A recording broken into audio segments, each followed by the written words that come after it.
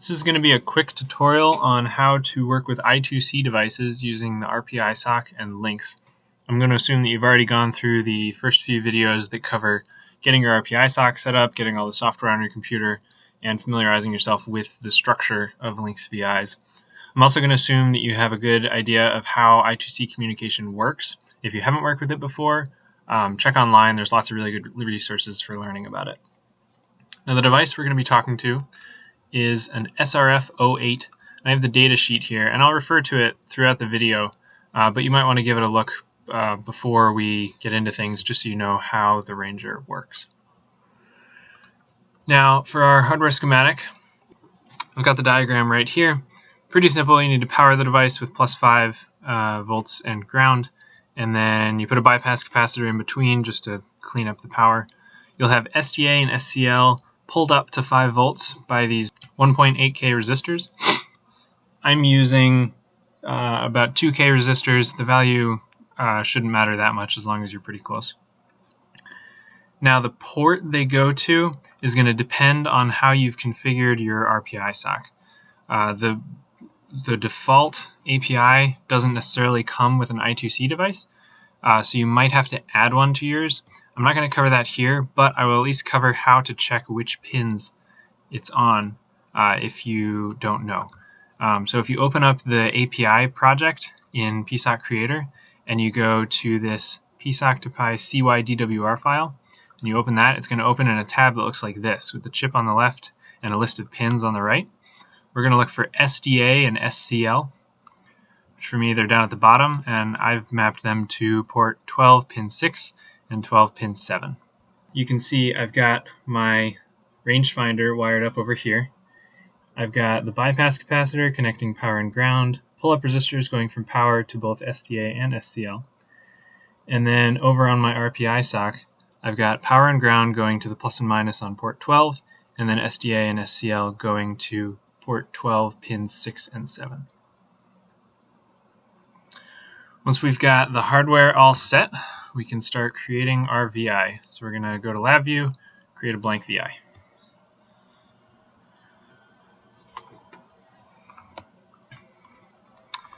So as with any LINX VI, we are going to start with an initialize, and we'll need a serial port control. Now, the way this rangefinder works is we need to send a command to tell it to take a reading, and then about 100 milliseconds later, we need to read that reading. And so what we're going to do is we're going to create a loop that reads the previous reading and then sends a new command. And that loop will only execute every 100 milliseconds. So the first reading will give us garbage data because we haven't sent the reading command yet, but that's okay because we're going to be reading as fast as we can and we won't even notice that first reading. So what we'll start with is go to LINX, Peripherals, I2C. We need to open an I2C channel. So we're going to add that. We're going to connect our bundles. And we need to specify the channel. So we're going to create a constant 1, channel 1. So next we need to read the value. And if you're familiar with I2C, you know that a read with I2C is really a write specifying the address that you want to read from, and then a read. So we'll start with an I2C write. And we're going to connect our bundles. Now our channel is going to be the same, so we're just going to connect the channels. And we need to specify the slave address, which is the address specific to the device, specific to the Ranger. And if we go to our data sheet, we will see that the default shipped address is E0. So we're going to go back to our VI, and we're going to create a constant. And since it was given in hex, I like to switch this constant to hex. So you can right-click and go to display format and choose hexadecimal. And we want to set that to E0. So that's going to be our device address. And then we need to specify the data that we're going to send. So we're going to create a constant, and we need to send the register that we want to read. Now, if we look at our data sheet, we'll see that there are 2 bytes for each reading. We have our first echo high byte and our first echo low byte. Now, the thing about the Ranger is if you ever get above 100 centimeters or higher, the data comes back really noisy and you're not actually getting meaningful results. So we're only going to pay attention to this low byte because that's going to contain all of the meaningful information that we need. So we're going to be reading from location 3, register 3. So we'll come back here and we will specify our start register as 3. So now that we have the write specifying the register we want to read from, we need to add the read. So we'll go to LINX, peripherals, I2C, read. We're going to connect our bundles.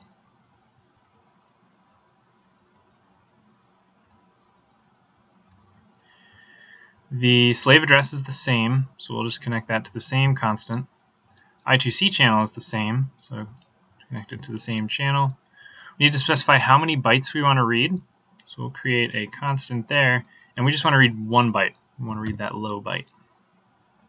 So move that down. And then we need to display the data we get back. Now the tricky thing here is that we said we only wanted to read 1 byte, but this VI always returns an array, even if that array is only 1 byte large. And if we want to display our data using a slider, we're going to need to transform it to a single byte. So we'll do that by going to the array palette and adding an index array block. We're going to attach our data to that, and then we're going to create a constant here on the index input, which is going to be a constant 0. And that's just always going to get the first element of the array, which in this case happens to be the only element. And so then on our output, we will create an indicator, and that's what we'll actually see on our front panel. So now that we have read the results of the last ping, we need to initiate a new ping, a new reading. So we're going to do that with a LINX peripherals I2C write. Connect our bundles. Channel and slave address remain constant. And then we need to create our command. Now if we look at our data sheet, we'll see there's this table of commands here, and this is the one we want. We want ranging mode result in centimeters. So that's going to tell it to take a new reading and give us the result of that reading in centimeters. So the command that corresponds to that is 81. So the way this ranger works is you need to write the command to the command register, which is register 0. So what we're going to do is we're going to write a 0 to specify the register, and then an 81 to specify the command. So if we go back to our command data, the first byte we're going to write is the register, which is 0. And the second byte we're going to write is the command, which is 81. I'll make that a little bigger so we can see it. Cool. And so finally, we have to tie up our LINX VI with a close.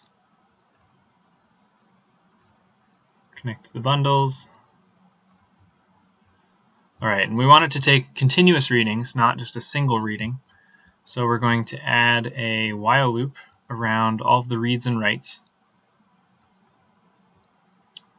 As always, we will add a stop control, and because we want it to stop if the button is hit or if there's an error, we will add a Boolean OR gate going to the stop and to the error bundle. Now the trick here is that if we try to read too fast, the ranger can't keep up. It takes time for it to take a reading and process the results. So we're going to need to make sure that this while loop only executes every 100 milliseconds. We're going to do that by going up here, going to timing, we'll add a wait, and we'll add a constant 100 milliseconds. So once we've got that set up, we can go to our front panel. We'll move our stop button down in the corner, make it a little bigger. And then here's our data. And rather than looking at a number, I'm going to replace this with a slider.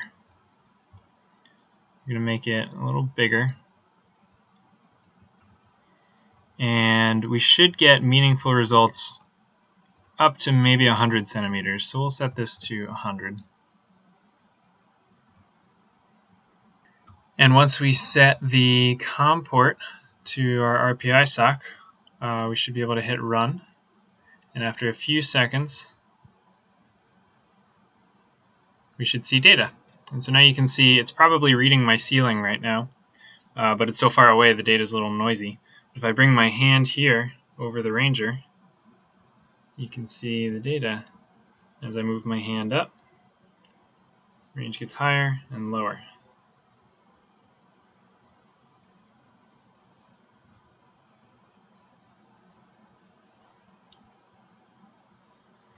So that is a quick example showing how to use the RPiSoC and LINX to talk to I2C devices.